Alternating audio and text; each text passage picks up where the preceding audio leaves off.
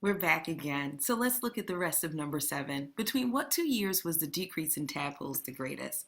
When I think about that question, I know that decrease means a drop. So I'm looking for the greatest drop in data. We have a drop in data here. We also have one here. And this looks like the greatest drop. So between what 2 years has that occurred? The 2 years that I see are 1992 and 1993. This next question, Ranger Ron claimed that the tadpole population grew at a constant rate. Do you agree with him? Explain or not. Some people would say no right off the bat, which is true to a certain extent because obviously this is not a constant rate. Constant rate means constantly increasing, or constant could also be constantly decreasing. However, we don't see that. But maybe Ranger Ron was talking about over a particular time. Maybe he was only looking from 1994 to 1997 or from 1990 to 1992. So I think that it depends on how you answer it, but you need to back up your answer with some good data. Let's look at the next one. In number 8, we have a random sampling of 6th grade students in Pennsylvania, and they're surveyed about their favorite literary genres. The circle graph displays the results. So we're going to estimate first. So let's take a look at what we have. The adventure genre is here. When I think of a circle graph, I think of the fact that I know that this doesn't look great, but this would be half, that's 50%. This is 25% here. If I were to split 25% in half, it would be like 12.5 and 12.5. So I try to keep that in the back of my head, so I'll write it as a thought bubble. I try to keep that in the back of my head as I estimate. So here's some estimates that I think are pretty decent. So when I look at the adventure, I see that it looks like half of a quarter. So to me, 12.5 or 13% looks really good. The mystery genre does not look like half of a quarter. In fact, it looks like just a little sliver of a quarter. Maybe if this is 1/4, the whole genre here, and this looks like it's broken down into 3, maybe about somewhere between 8 and 10%. So let's put 9%. Again, we're estimating based on our idea of what a pie chart or a circle graph looks like. Nonfiction, I actually put a little split in here. Let me take it out. The nonfiction genre seems like if the mystery and nonfiction both take up about 25%, because it looks like a quarter here, and we already assigned 9% to the mystery genre, I'm going to have to subtract 9 from my imagined 25, right? And when I do that, I get about 16%. Fantasy looks pretty much like 25% to me. And realistic fiction. Well, all of this has to add up to 100%. So I already know that fantasy is 25. Together, mystery and nonfiction is going to be 25 as well. So that already takes off 50 right here. All of this here is 50, and if I subtract 13 from 50, I'll get the rest of the realistic fiction. I hope that made sense. So if this half is 50, and I chose 13% for this portion, then it would make sense that 50 minus 13 is going to give me this last section. And when I subtract 13 from 50, I get 37. And so I'm getting 37% here. So finally, I went back and I used my template and I measured as best I could. And what I got is that we were pretty close. I got 14% for the adventure, 6%, a little off on the mystery. Therefore, I got 19% on the nonfiction. The 25 for fantasy was pretty fine, and then my realistic was 36. So, what went well with your estimates, and what was our strategy? Well, I think what went well is us looking at the fact that we were doing 25%. That's how I did mine. You might have a little bit of a different way, but feel free to be able to explain clearly exactly what went well and what things you felt were challenging. All right, for this next one, we're looking at perimeter. And we remember that perimeter is the length or the distance around an object, in this case a rectangle. And we talk about area. Area is the space inside, and we usually talk about that in terms of square units, right? Because we measure area as little squares.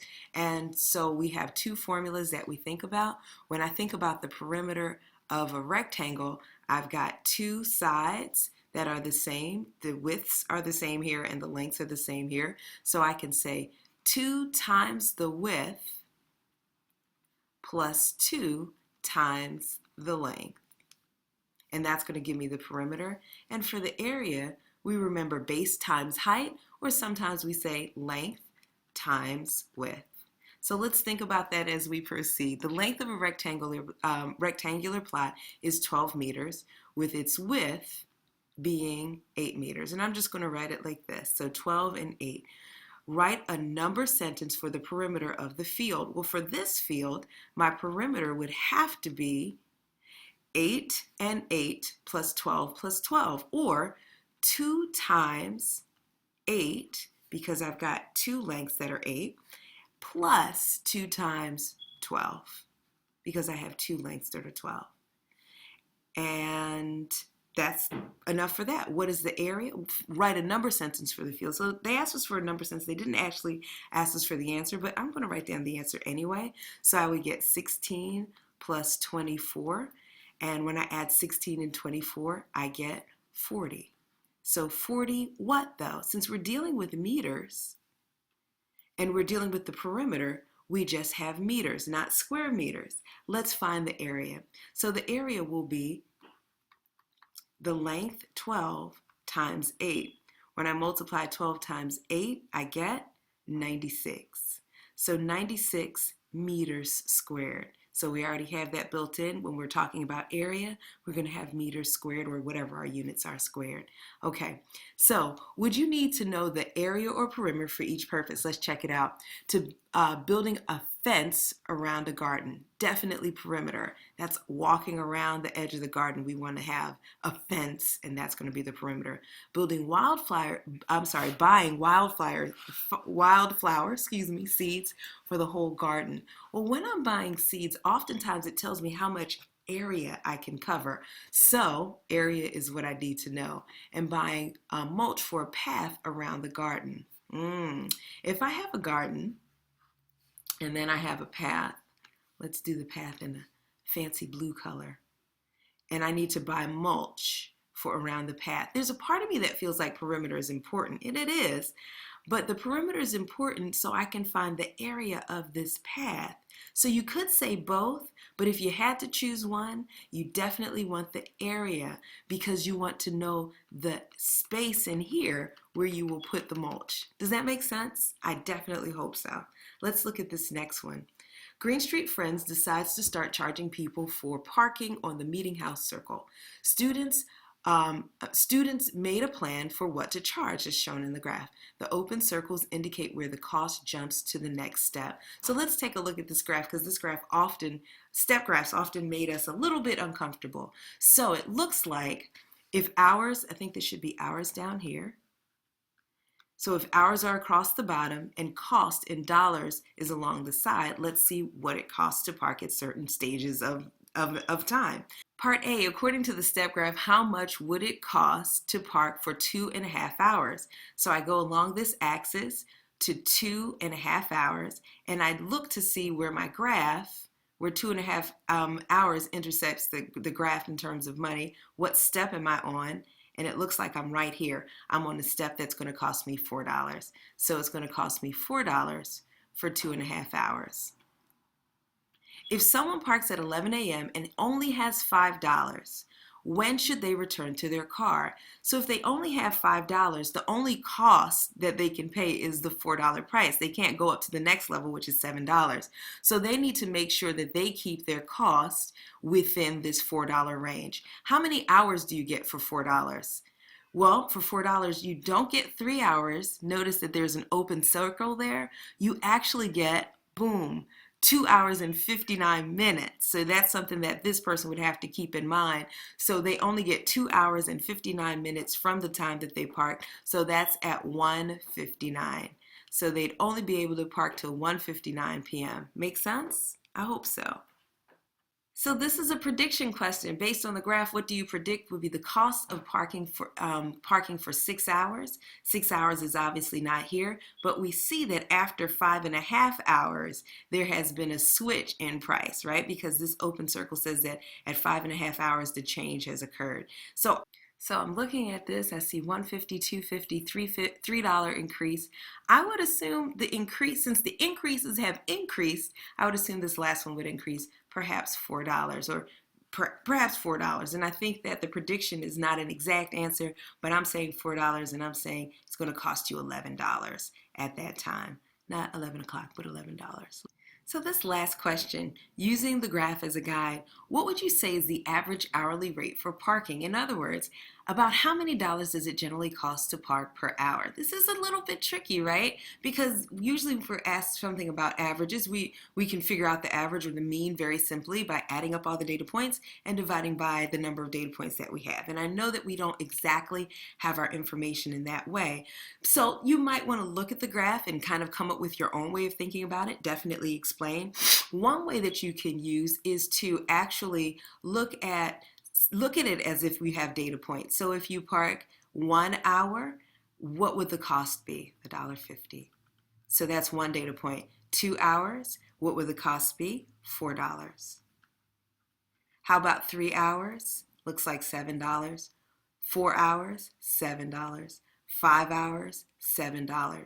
Maybe you could use these as data points, add them up, divide by the number of numbers, so we have 5 data points that we've chosen, and then you can get an average that way. There's no one answer for this. It really is your interpretation of the data, but this might be a good way to go about it.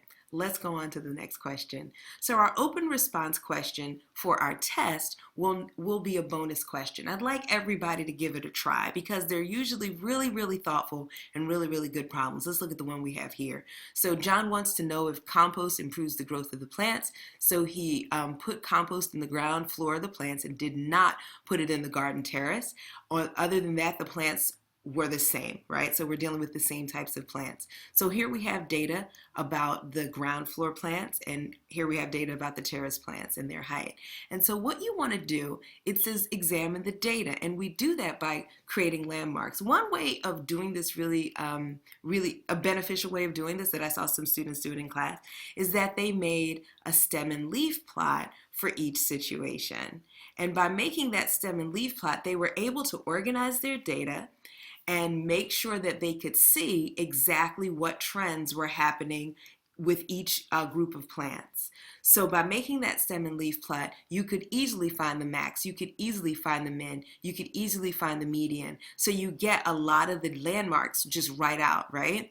After you do that, you can state what you think happened. And I'm going to just look at our information together. One moment. So I'm taking a look at the data. I've put them in stem and leaf plots. Stem and leaf graphs or charts or tables or whatever have you, and I'm looking and I'm thinking, which one looks more healthier? Which group of plants have grown taller, right? That's what I'm looking at.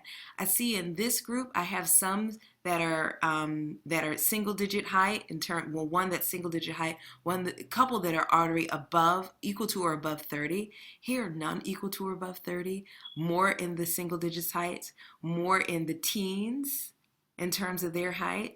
So as I look at it overall, if I'm looking at all of the data and I can talk about landmarks, I can see that the median here and the median here may be different. The averages will be different. What I think that we can conclude is that indeed the compost did improve the growth of the plants overall, and we could use our landmarks to identify that. So that's all for this particular thing. I want to talk quickly about your quiz. So here's the quiz. You should check your email, make sure you got your copy back so you can compare answers. Here, most of you did this well. I had a few people who chose not to use the proper marks, but we want to use X's, and this way we can kind of see the frequency of particular numbers appearing. So we can see that. Let's go ahead and look at our stem and leaf plot. Your stem and leaf plot should have looked like this. And finally, the last 3 answers were 85. 32 and 74. 85 is the median age, so we had to look at our information and find the median, and we got 85 years old. And the range, remember we subtract the max from the min. The maximum was 101, the minimum was 69, and when we subtracted the two, we got 32.